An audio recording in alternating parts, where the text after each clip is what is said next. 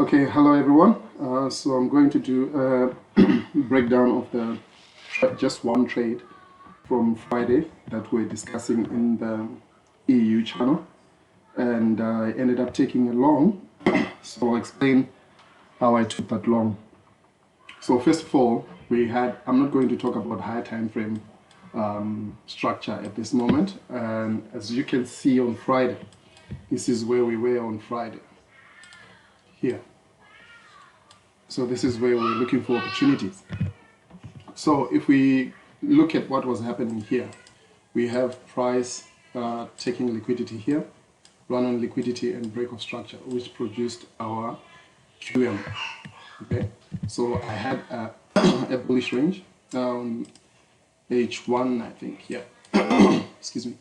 I had a bullish range. So now price was coming back to take out internal range liquidity.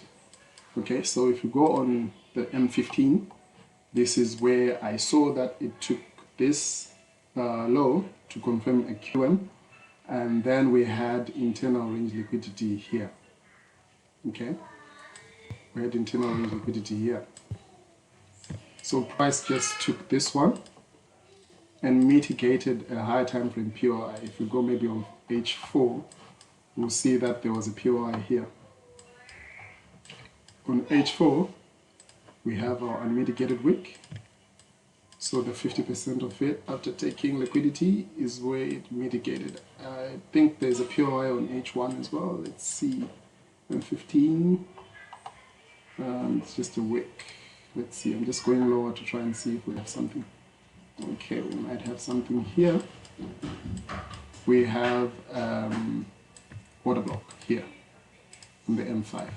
So price came to mitigate this one, okay, running liquidity and mitigating that.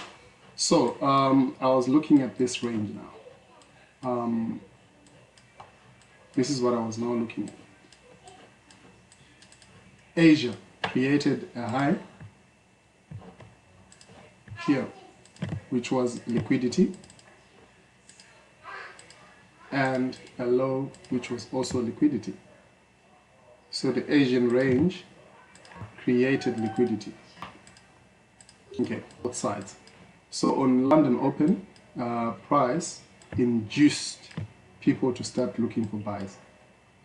It ran liquidity, so this is what is inducement. So inducement is when price generates liquidity like this.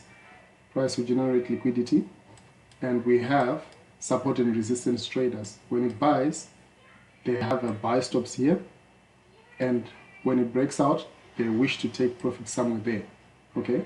And their stop loss is here. So when it breaks out, people will buy and put their stop losses there. Some retest traders will put their buys here and stop losses here. Guess what? You won't get to their take profit, and it will take them up. So that's manipulation or inducement. So when price is inducing people, it just wants people to start taking trades in the opposite direction. As you can see, when it broke here, a lot of traders would see this as a QM and this as a bullish range. Okay, so after that manipulation, which induced people, a lot of people will try to buy from here. A lot of people will try to buy from here. So these are the traps that we have on this range. So after taking this liquidity, you could have sold here and took your profit there, or bought here and took your profit there. So now with the entry that we had on Friday, I just want to explain how we took it. So now we have a QM here. Run on liquidity, break of structure. Okay, this was a strong high. If you didn't understand the manipulation, this was a strong high. So the purpose of inducing traders is to make them take the opposite trade. Here was our SMT. This was our trap. Okay? Because everyone looks at this like liquidity and tries to buy from that point. Yet price has broken this structure to induce people to start selling, yet it wants to buy. So for price to buy, it will sell. For price to sell, it will buy. Let me show you. We have an uptrend. Okay? So we have internal range liquidity here. If price wants to buy, it will move when it has liquidity. So here we have people that are putting their stop losses below this low. So price will come and take them, and they will want to buy from here, to sell from here, putting their stop losses here and here, and then it will come and take them out. So this is what we call inducement, when price breaks a level. When price breaks a level, for example here, price breaks this level here, and people see this as a downtrend, and they'll start selling here and here at the extreme POI, and we have trend line traders here. All of this becomes liquidity. For price to go up, it needs to generate liquidity. So this is our POI, and it induces people to sell, then it buys. Okay, let's go back to what we had on Friday. I didn't want this to be long, but yeah. So now it induced people here, and it mitigated a POI somewhere here. Okay, if you go on other time frames, you should see a POI.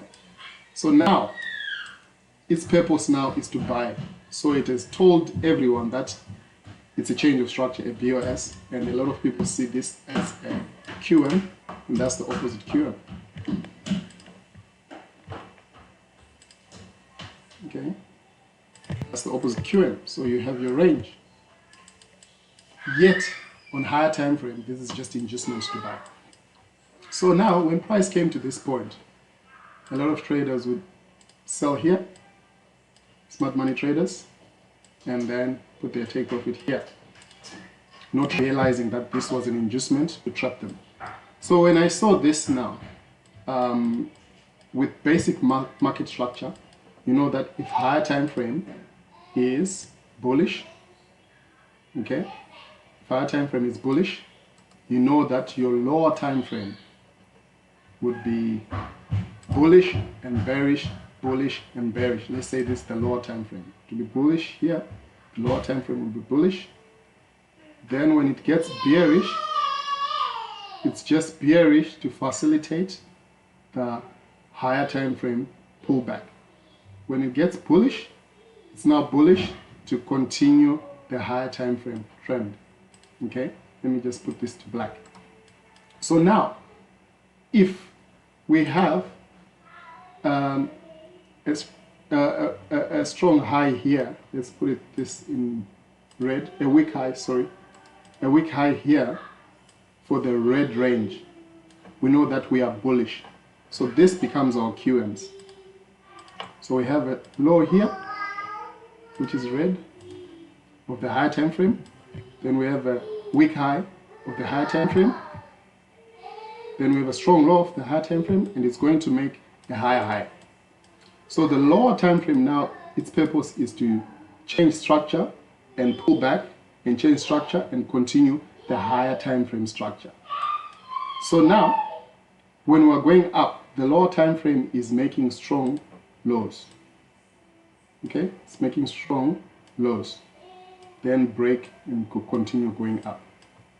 Okay. So now when we look at what price was doing here, it was creating lows, strong lows, to break that structure. It was creating strong lows, strong lows, strong lows. Okay? So when I went to my M1, but in saying that as well, before I go forward, in saying that, there is also a trap. For example, we have a strong high here. We have a strong high here. If you continue selling this lower time frame range to sell here, to continue down, you get stopped out because you're not understanding the higher time frame structure.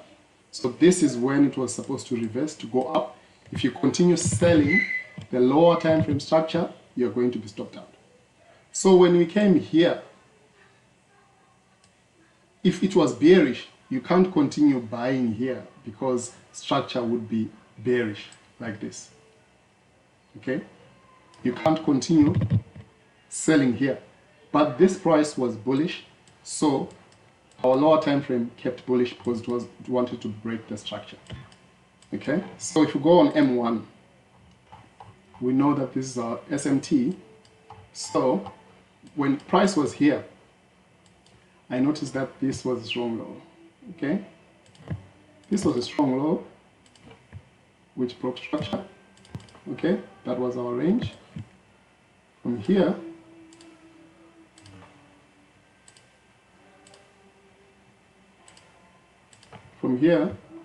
to there.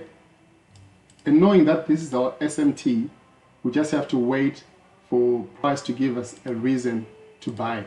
Okay, in this range, we can see that price generated liquidity here. Here it was generating liquidity.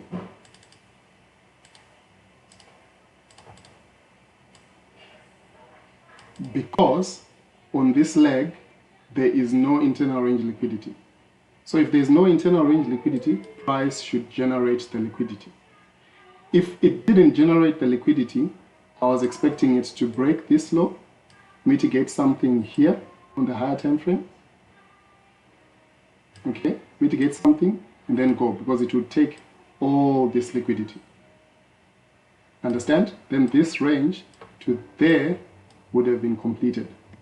But because it generated the liquidity here before taking this low, I knew that it would continue. So I just put my the POI that I used was this imbalance fill price action. See, that's an imbalance fill. I did not use this one because I was late on this move.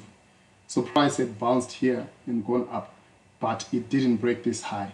So when it didn't break this high, I saw that this can also be liquidity builder. So I use that imbalance fill price action with my POI, like that. Then I knew that these three candle formation, this one, is a strong low on lower time frame. Okay, so that gave me the confidence to put my entry here with 2 pips stop loss, I think. Yeah, 2 pips stop loss. And my target was this high, because that's where the SMT would end. Okay, then I took it to there. That was a 3.6 hour trade. That was a 3.6 hour trade. But if you wanted, you would have put your stop loss 1.5 pips or even 1.4 pips to get a 5 hour. But my rules say that minimum 2 pips stop loss. And I'm happy with the 3.5%. And if I continue taking 3.5% trades, at the end of the week, it will be 9 hour, 12 hour, 15 hour. So there's a lot that you need to understand about structure, inducement, SMT, for you to correctly trade these ranges. So this is what I saw, and I hope it helps someone, and I hope you guys understand. If you have any questions, don't hesitate to send me a message. But of late, I've been having a lot of messages, so responding has been hectic for me. But yeah, that's why I'm doing these videos, to try and explain to everyone so that I don't repeat the same thing to everyone. So I hope you guys are enjoying, and Happy New Week.